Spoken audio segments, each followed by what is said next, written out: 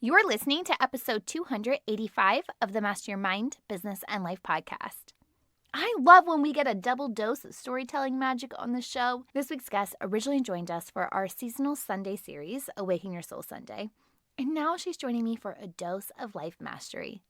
Jenn Trepeck has been described as a force of nature in the wellness space. She's an optimal health coach, podcaster, and business consultant, and her time in the wellness space actually started in childhood. But you're going to hear more about that on this week's episode. After over a decade of working with clients, she decided to take her practice from side hustle to full-time self-employment and launch her podcast, Salad with a Side of Fries. Grounded in science, yet lighthearted in delivery, Jenn talks about living life while still making ourselves and our health a priority. Before I introduce you to Jenn, here's a little reminder that we've got podcast merch.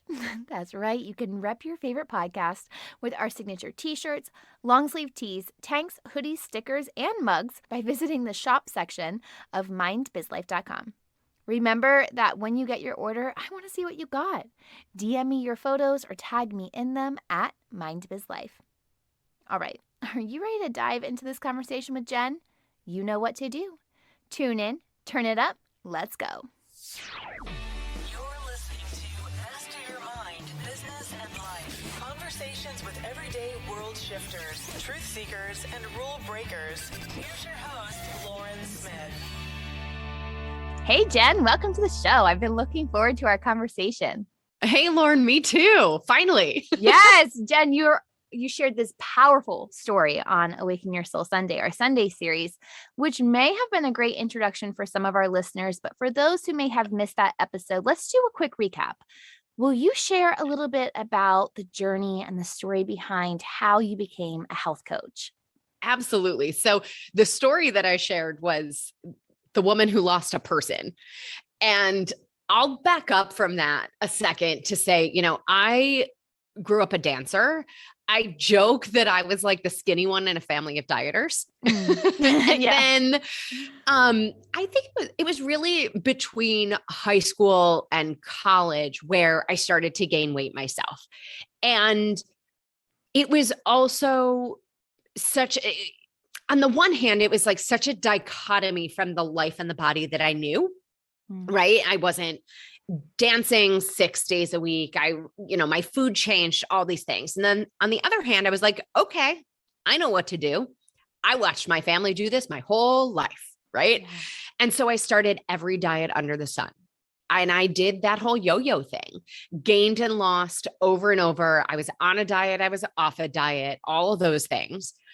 And, for years, graduate from college, moved to New York City, and sort of two worlds collided because on the one hand, I was in this job and I recognized that I was overqualified for the role. And so I was bored and I was looking for things to do outside of my full-time job. And then also our family was planning like our annual family vacation. And I had to go into this computer system to request the time off. Yeah. So in that moment, it hit me like an anvil that I was literally requesting permission for access to my own time. Ooh, I hadn't even thought of it like that, Jenn.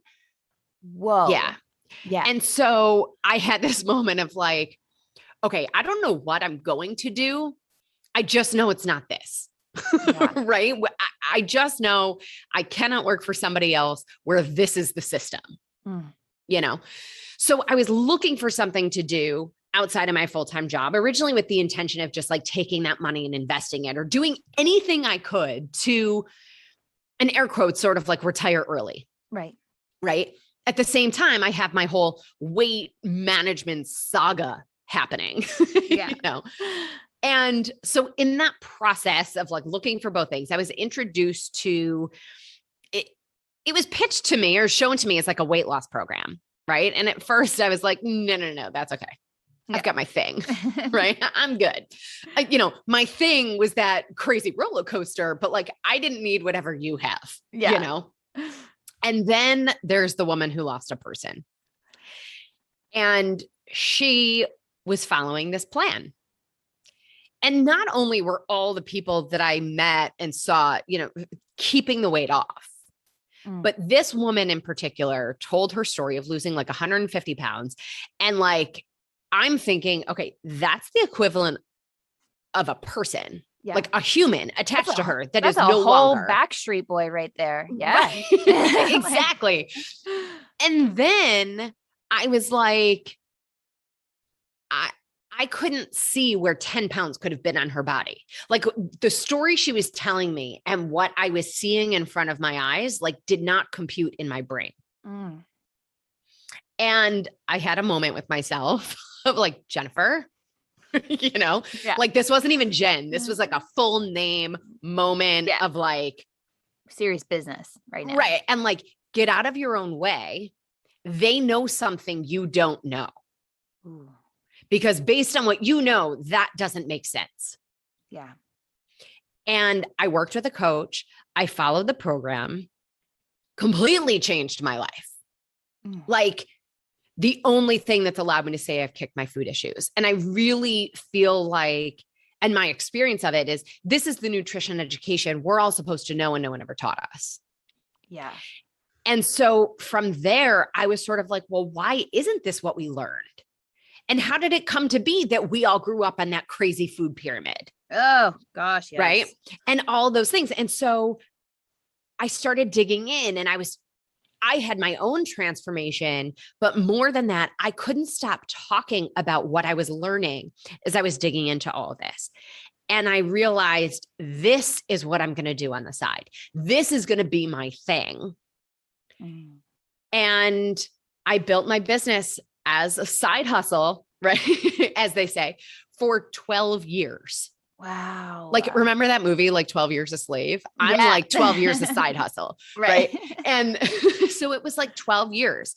Then, so July 2019, left my full-time job, launched my podcast called Salad with a Side of Fries. And now here we are over 2 years later, could never look back. And it's, I don't know if I've never been busier. I'm certainly probably as busy as I was in a lot of ways, but I've also never been happier. Oh, I've never been a better person than I am now. Really in alignment with your highest self. Yeah. There's so much greatness to unpack from your story.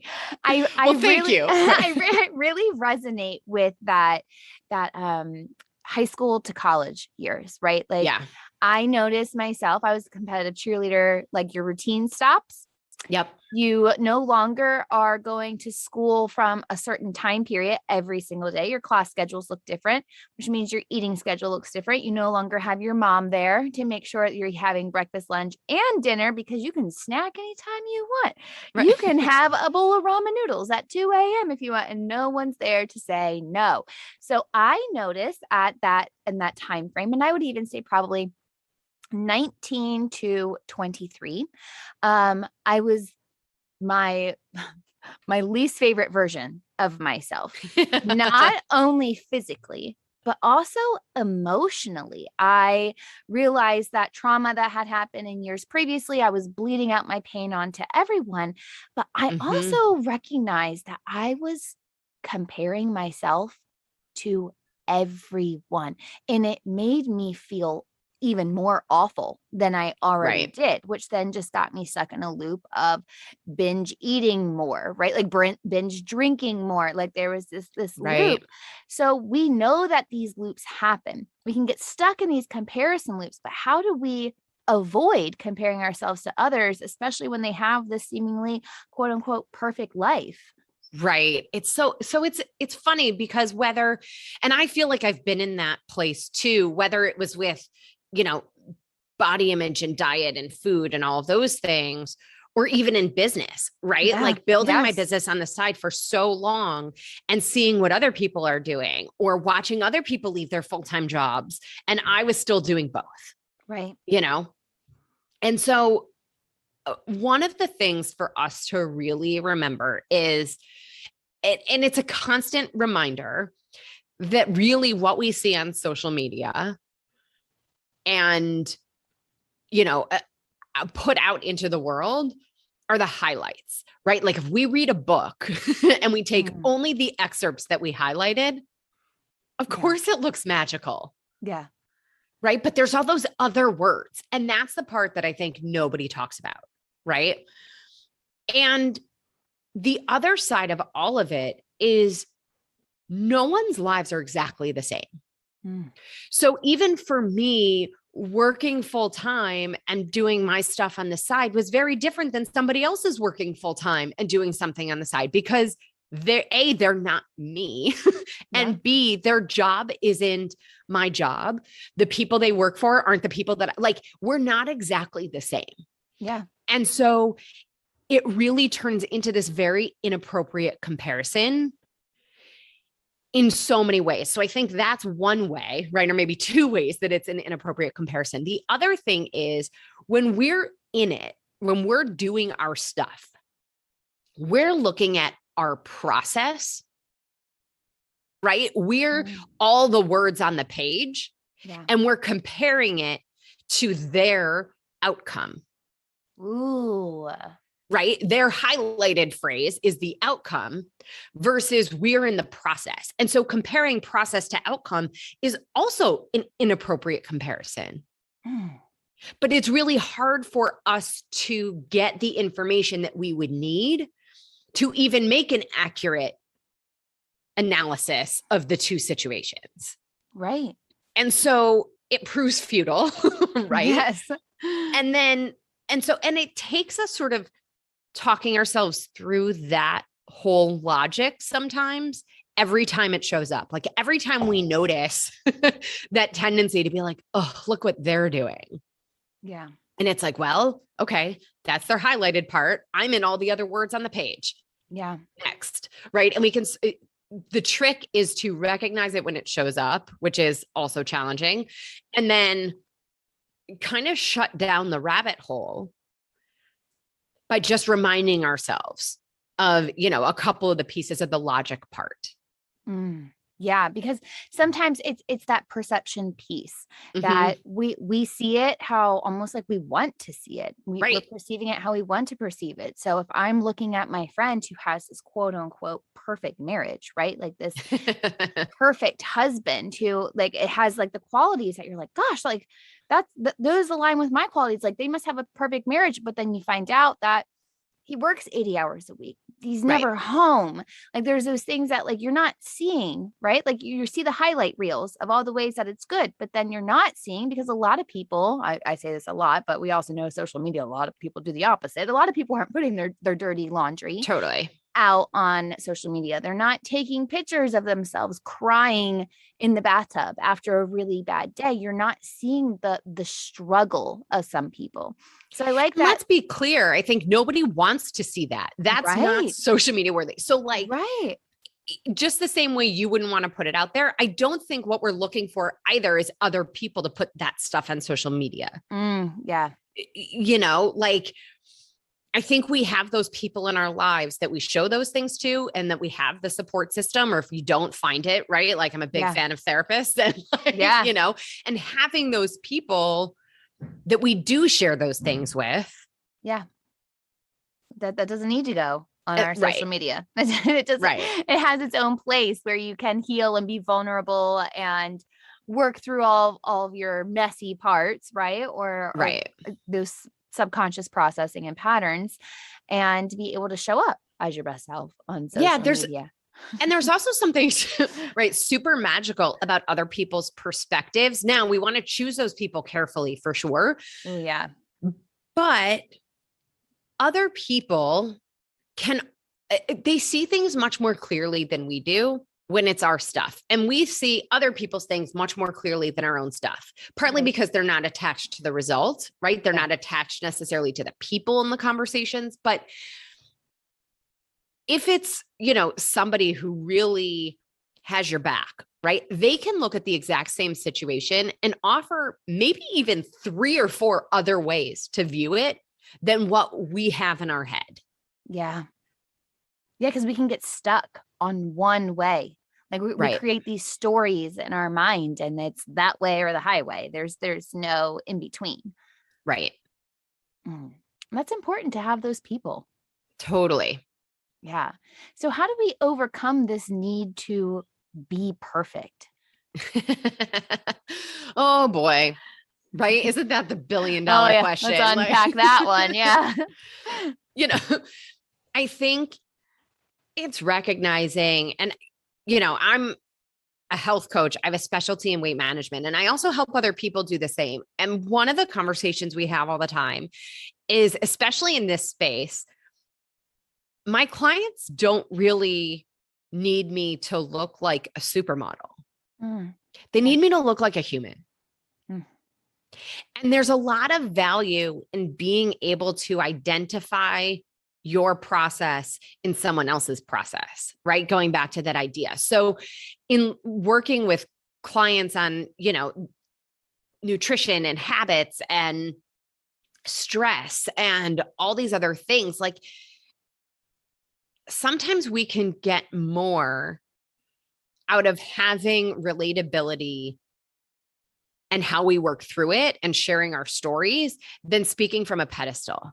Oh, yeah. And if that's right, like for all of us, we don't have to speak from a pedestal. And I think the idea of a finish line is part of the problem because we're always a work in progress. Yeah. Right? Like every finish line is sort of false in that there's always a next thing, another tweak, another shift, something we want to focus on next. So we're always in the middle. And I think being willing to say, yeah, and right now my middle is focused on X, or, the next piece I want to focus on, like it's a process. I keep coming back to that word for some reason. Like it's all a process in shifting our mindset. And, I also look at it and, a lot of what I was just saying kind of talks about like the business side, but on the personal side, like with wellness, or again, in my specialty with weight, we have these ideas of like, we're on a diet, we're off a diet, right? This is a good food or a bad food. Yeah. It's this very black and white extreme thinking. And our objective, if we think of it like a pendulum, right? This pendulum swings from black to white, right? On to off. Or I also sometimes describe it like in my elementary school classroom, and maybe this was for you too, above. So there was like a chalkboard that went all the way across one wall, right? Yeah. P.S. Now they don't even have chalk, I think, because someone's allergic to chalk, right? Gosh, expo markers only. Right. So there was like a chalkboard all the way across one wall, and above it was like the alphabet, lined up A to Z, left to right. Yep. So if we sort of think of that pendulum swinging from A to Z, right? We have those extremes, but a pendulum, because of science of the world, right? The fact that the globe is spinning, a pendulum cannot stand still, right? So instead of the pendulum swinging from left to right, A to Z, we have this idea that we're supposed to get the pendulum to like stay still at that one number on the scale, or that one way of eating, or the one thing. Yeah. But it can't. That is impossible. That actually does not exist. So our objective is to get the pendulum, instead of going from A to Z, to go from like K to O. Yeah. Just a little bit back and forth in the middle, in that area where if it were black to white, it's the gray, right? The gray is in the middle, and learning to say, it's not going to stay still. And what that looks like in practice, I think, is maybe right now we don't notice that we feel off physically until we get on the scale and see a 30-pound difference or a 20-pound difference. Maybe that pendulum swinging smaller is I was on vacation for a week and I noticed not feeling the same in my energy and my sleep. And so now that I'm home, I'm focusing on some of those things and the pendulum is swinging back the other direction a little bit. Like it doesn't go as far to the extremes. Right. And we notice that little back and forth. And it's so important to take that awareness of that little back and forth, whether it's your sleep pattern or, oh my gosh, I was on vacation and I ate a lot of sweets, right? So it's like gave myself that grace for eating a lot of sweets. And this week we're kind of going to rebound. But I think you're right. Like when we get focused in this black and white, good and bad, it feels defining. Like, yes. and we can live our life by that definition of I ate bad food. This was bad, right? So then it's just like negative, negative, negative without giving yourself grace. It was like, okay, well, I had fun. That was a great week. Like it was I had so much fun. That food was dang. It was a little bit, more on the high side of my carbohydrates than I want to have, but hey, I'm going to reel it back in this week. Right. And onward, right? Because we're always moving forward. And I think it's that piece of saying, how can I make all of it work? Where do all the pieces fit together? It's not about this is the only thing I do, because where's the living life in that, right? Like sometimes those 5 pounds are the life and the joy and the enjoyment of the people we're with and the experiences we're having. And it doesn't mean that 5 pounds has to turn into 30. Right. But when we live in that black and white, that's where it goes. Yeah. Oh my gosh. And I think on the business side of the same concept, right? We're saying in this black and white, we go crazy hard. And I know this, right? 12 years of side hustle. We go crazy hard at a pace that we can't sustain. And then we do nothing for a month. And then we go crazy hard because we're like, oh, what's wrong with me? I'm supposed to be doing this. So then we go crazy hard and then nothing. And that pendulum swing doesn't move us forward. Right. We're actually better off in the long run choosing a pace that has room for the other things that come up and doing a little bit regularly, consistently to move forward and get where we want to be. Yes. That makes so much sense. And we can apply this to almost everything. You and I were talking before we hit record that I chose to put the Awaken Your Soul Sunday series into seasons. That wasn't even my original plan. My original plan was it's going to be weekly, just like our Life Mastery Conversations on Wednesdays and our Fuel Your Life Fridays on our Fridays series. But then it got to this point this summer, I was just like, okay, this is a lot. Like it was like this, it felt like a lot. So I could have kept going, but I noticed that I was like on this brink of burnout. So I was like, okay, well, this was the latest series I introduced. I have wiggle room. I can do whatever I want. I'm the one who's creating the rules here, right? Like, it's not like I have someone above me telling me I have to. And I forget that sometimes that like I chose this. I have options. I can go with what feels best. So I took a step back. I even said like, we're going to go on a break in the summer. Be back in the fall. Fall comes. Here we are. And I'm like, all right, well, actually, we're just going to keep it seasonal. It's just going to be a season thing. And that's okay. And I had to realize that first to myself, right? Like, right. I keep reminding myself, like even the systems that I've put in place over the last 2 years of working for myself solely, I made up all the rules. Yeah. I can also change all the rules. And legit, I have to remind myself of this almost weekly because, I think you and I are similar in this way and very much similar to a lot of your listeners. We're like, we get things done. We make things happen. We make a decision, we commit to it and we go. Yeah. And one of the things that I've been practicing is like, it's only permanent if we decide it's permanent. And so if something no longer works, then we get to change it. Yes. Oh, it's such a beautiful thing to have that permission to do. And a lot of times it's us who has to give our permissions to ourselves to do it. Gosh. And Yeah. having those people who will remind us of that. Yes. Right. Like, thank you, Lauren. Having those people who will remind us to be like, knock, knock. Yeah. I love you. And you made that up. Yes, exactly. Yeah, that was all you. That's a story you created. Okay. Like, because that was a story I created. I was like, oh my gosh, I'm gonna be letting the fans down by not doing this. And then I take a step back. I'm like, okay, well, what's a bigger disservice? Not showing up fully and being my best self and burn out, because that's a massive disservice to the audience. But then I'm gonna feel it. And when I'm feeling it, then my family's gonna feel it. Then my work's it's that ripple effect, right? So really, Right. I wasn't serving anyone by choosing that path. But it really came back to, okay, so yes, I may let down fans, but really it would cause more havoc in my life. So I had to almost take the responsibility off everyone else and take that ownership of, okay, this is a me thing. This really isn't about anyone else. Exactly. Oh my goodness. This messy middle, this Yeah.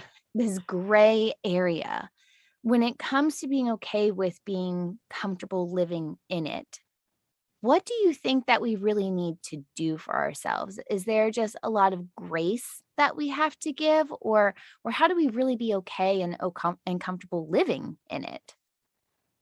Yeah. I think it's grace. I think it's reminding ourselves of the conversation and the thought process and the logic behind it. Mm, Right. Like, I think a lot of times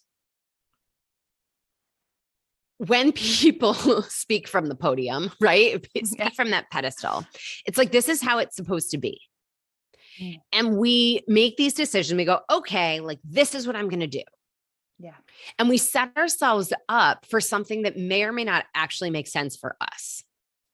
And so we have to have those reminders of, how do we walk ourselves through the logic of why we're doing what we're doing? So for example, like, somebody could say, again, going back to the diet thing, just because it's so much my work. Like, if somebody's like, oh, well, I'm not supposed to eat, the cookie. Yeah.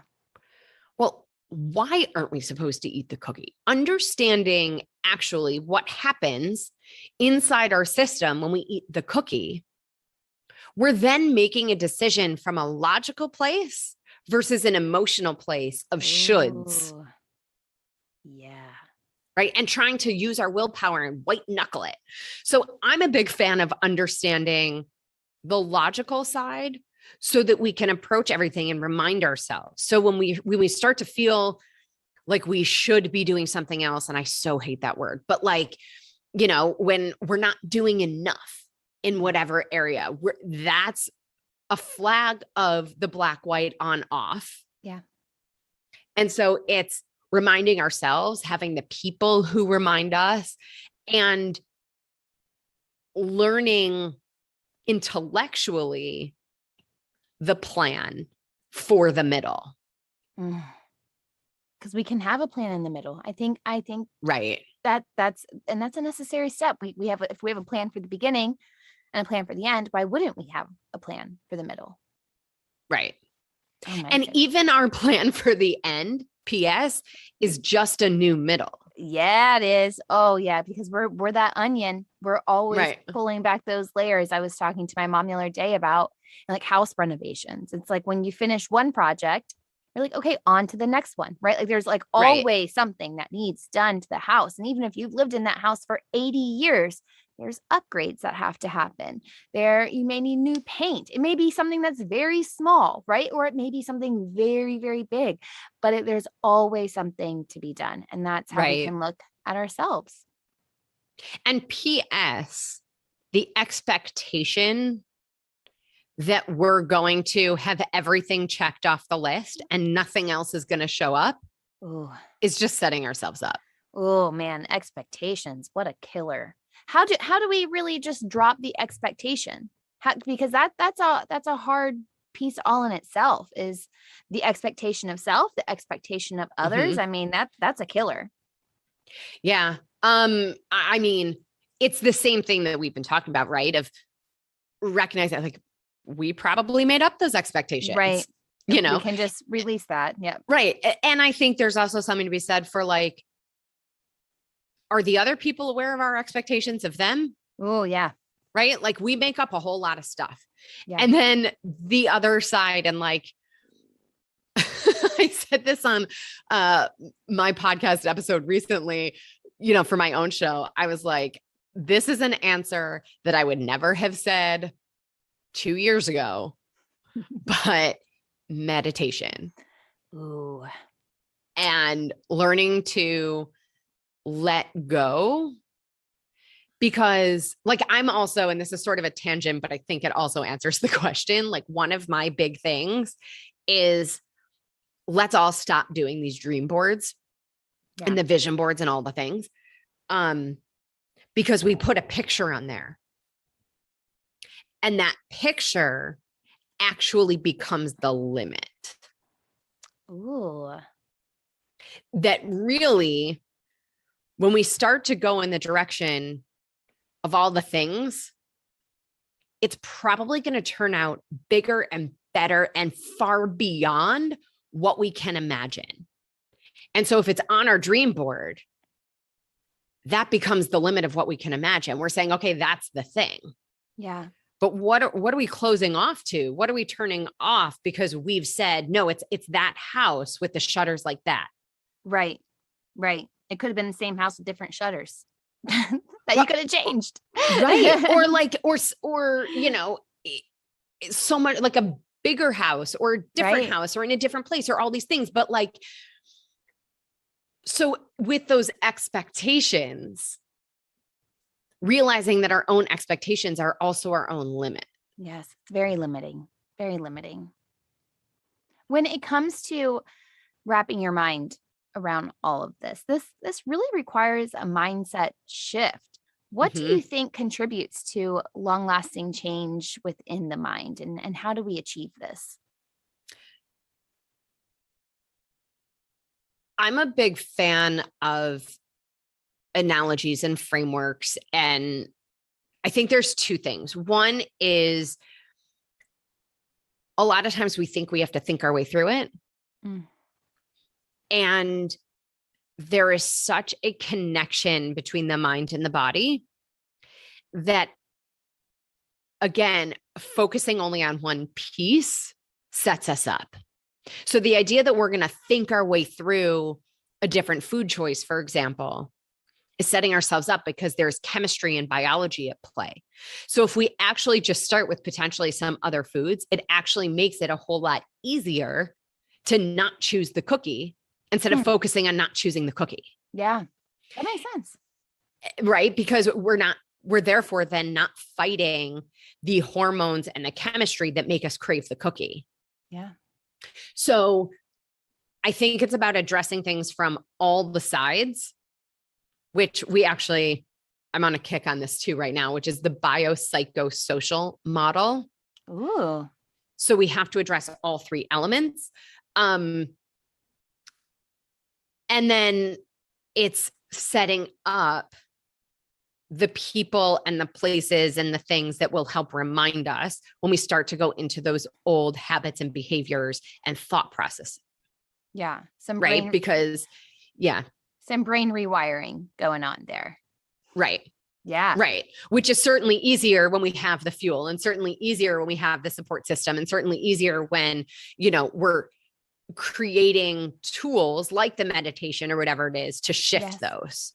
Yes. And we can have all of these tools in our toolbox, but if we're not actively using them and putting them to work, it's not going to help. It's like having your tire flat on your car and then having a spare in the back, but you don't have the proper tools to change it. You would be much more well equipped if you had all of the tools and then you could put it to action altogether. So, and I think a lot of times we realize that we can acquire all this knowledge. We can listen to all the podcasts. We can read all of the books. We can do all the things. But if we're not taking action, then what is that information going to do? It's just going to sit dormant within us.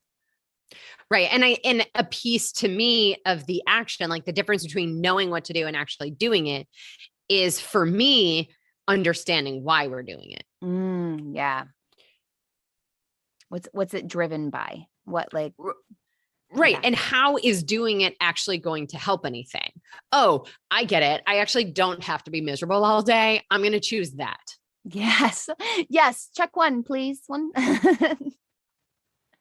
And that's Right. huge, realizing why you want to do it too. Because if you're not really sure on why you want to do it, if you just want to lose 20 pounds to lose 20 pounds, are you going to be as motivated? No, I recently, and this is like an off story, my oldest daughter started telling me I had a flat and saggy butt. And I was like, oh, rude. Right. So she challenged me that by Christmas, like I would have a butt. So like my friend is a personal trainer. She gave me this workout plan. And I realized after 2 weeks, like I wasn't doing anything. And I had to sit with it. And I was like, it's because I don't actually care. Like it wasn't, Right. it wasn't within me. Like I'm not sitting there looking at my butt and I'm like, hey, like I'm just, it's whatever to me. I sit on it. Like Right. I use the muscles in it. So like having a Kim Kardashian butt is not on my goal list. Therefore, I'm not motivated to do it. However, I did notice that while I was doing these exercises, my back hurt less from sitting all day. Right. So then it was more motivating of I felt better.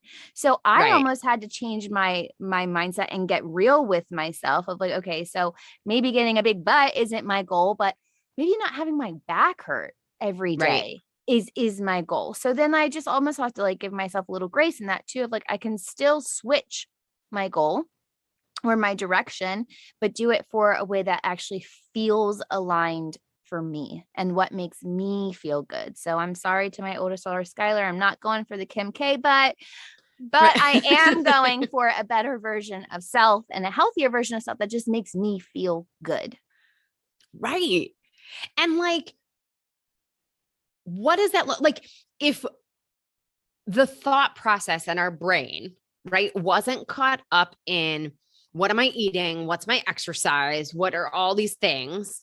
What could our brain power be going to? Shoo. Right. But like the listeners and us, like we together could lock arms and change the entire world if all of us just committed all that brain power that's currently going to the crazy. Yeah. To the how, to trying to connect the dots, to doing, to being busy, to convincing hustle. ourselves to push, to try to do things we don't really want to do or not understanding why we're doing it, or like all the shoulds. Right. I should be doing this because I'm trying to win that bet against my daughter. Right. Like, right. I should be. But if those shoulds, like you drop the shoulds and then you get real with yourself and it's like, okay, what do I really want? What really makes sense for me? And how am I going to surrender the expectation and live in that messy middle and be comfortable with it? Right. And finding, like you said, the messy middle, the gray area, and saying, well, what does my gray area look like? Oh, yeah. Because mine looks different than yours, Yeah. which is going to look different than the next person. And that is all totally cool. And that actually brings us back to where we started of comparing ourselves to other people. Like we're just setting ourselves up there too, because again, my gray looks different than your gray. Goodness. It's so true. It's so true. And just having that grace and that permission to recognize that we are different and that's okay. We are living our own human experience here. Everyone's different. Everyone's has a different life story, and where you and I may have similarities, I'm sure we have just as many differences. Right. So and that's important for us to remember. And we're all entitled to our stuff. Like the other place where I think, again, this came up on a podcast episode of mine recently, if like, well, how can I say I'm overwhelmed? Look at what she has going on. Yeah. Yeah. Whoa. Oh, my life's not as bad as theirs. They just had this massive loss in their family, but you may be feeling it just as heavy. We all have stuff. Yeah. We all have, and we're all entitled to our stuff. And especially like, I think, we all also have a different threshold. And I think the last year and a half has also shifted what we all thought our thresholds were. Yeah. Right. And all of those pieces, like whatever works or doesn't work for someone else has actually nothing to do with what works or doesn't work for us. Yeah. And that's also, it's totally okay. It's also hard. And by the way, if like this whole conversation, you're like, none of this resonates for me, cool. I actually would love to hear from you. Like, like, fine, awesome. Yeah. Yeah. All the better. Tell me what your story is. Cause that's gotta be interesting too. Like it's all valid. Yes, it is. Oh, I love that you touched on that, Jen, because I think having that validity to self is critical. And it's a missing component for so many people to just know that we are valid and we are whole as we are. And we are, and the goal is to evolve and grow and to shed layers. So for me, when someone says like, oh, you're not the person I remember you being, that is a compliment. Because I don't want to be that person anymore. I don't, whether it was 5 years ago, 10 years ago, 20 years ago, I don't want to be that person. Is the heart of me still the same? Yeah. But I think I'm now more compassionate. I'm more grateful. Right. So like my heart has even gotten bigger. So I'm not that same person. Thank you for recognizing that. And I don't intend to be the same person I am now 5 years from now either. So I think sometimes we have to realize that is the goal, the life mastery, to master ourselves, not anyone else, ourselves. Mic drop. Boom. Boom. And ever evolving, right? Like I think sometimes even like for me, when I think of the word master, that's like an end thing. Even though I know it's not, sometimes like that, the connotation in my head of like where my head goes when I hear that. Right. So, but it's ever evolving, always learning, progressing, ascending, and seeing what happens. Yeah. Oh goodness, Jen, I feel like I could just talk to you for a lifetime, but I'm going to be respectful of your time. And I know our audience is going to want to just hear more from you. Where can they go to connect with you further? Awesome. Yeah. So first of all, I would love nothing more than to hear from each of you, like what resonates, what doesn't. Social media, all the platforms at Jenn Trepeck, JENNTREPECK. My podcast is Salad with a Side of Fries. So wherever you're listening, thank you. So wherever you're listening, you can find us there. And my website is asaladwithasideoffries.com. So you can learn more about me, all the things I do. The podcast is there. Coaching, email newsletter. I really don't bombard you because I also don't love receiving a million emails. But all the things, all the ways to connect and get in touch and questions, all the things, like seriously, my favorite thing about doing these interviews is hearing from you all. So please don't be shy. Same. Well, I will be sure to link all of that on this week's episode notes. Jen, you have the best energy and you are so full of wisdom. Thank you so much for joining me today. Well, thank you. And I love the space you're creating and the conversations you're having. So just honored to be part of it. Thank you. Isn't Jen's energy contagious?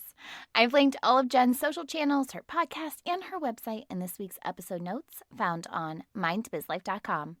If you enjoyed today's episode, share with a friend and be sure to leave the podcast a 5-star rating and review on Apple Podcasts or wherever it is that you tune in and turn it up. I'm back on Friday for another episode of Fuel Your Life Friday. But until then, remember, every level of life is an opportunity to grow. Be well, my friend.